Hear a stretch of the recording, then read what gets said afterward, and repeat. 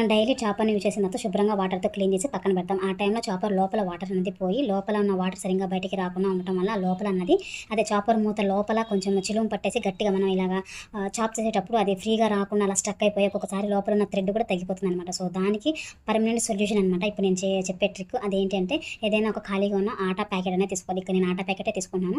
మనం oil packet కానీ, లేకపోతే ఇంకా ఏదైనా గ్రోసరీస్ తెచ్చుకున్నప్పుడు మిగిలిన ఖాళీ ప్యాకెట్ అయినా సరే, ఈ చాపర్ సైజ్ వరకు కట్ చేసుకోవాలి. కట్ చేసిన తర్వాత కవర్‌ని 4 మడతలు వేసి కరెక్ట్‌గా మధ్యలో చిన్న హోల్ అనేది పెట్టుకోవాలి. ఇలా హోల్ పెట్టిన ఈ కవర్‌ని చాపర్‌కి మూతకి కరెక్ట్‌గా సెట్ చేసుకొని, ఇప్పుడు మనము చాప్ చేసుకున్నట్లయితే అదే లోపల ఉన్న ఏ వస్తువైనా అంటే మనం చాపింగ్ చేసిన ఏదైనా సరే టమాటా గానీ, ఆనియన్ కానీ ఇలా ఏదైనా పచ్చిమిర్చి ఇలాంటి వాటిని మనం చాప్ చేస్తూ ఉంటాం కదా! సో, అవి ఈ మూతకు తగలకుండా ఆ కవర్‌కి మాత్రమే తగిలిద్దనమాట. సో, అప్పుడు మనము ఈ కవర్ అనేది మనం అంతవరకు తీసేసి వాటర్‌తో క్లీన్ చేసి పెట్టుకున్నట్లయితే ఇంక మూతని మనం క్లీన్ చేయాల్సిన అవసరం లేకుండా ఉంటుంది. అలానే లోపల ఎలాంటి చిలుము కూడా పట్టకుండా సేఫ్‌గా ఉంటుంది ఈ మూత. సో, మనకి ఎక్కువ రోజుల వరకు ఈ చాపర్ అనేది యూజ్ చేసుకోవచ్చు. కాబట్టి తప్పకుండా ఈ చిన్న ట్రిక్ అనేది యూజ్ చేసి చూడండి.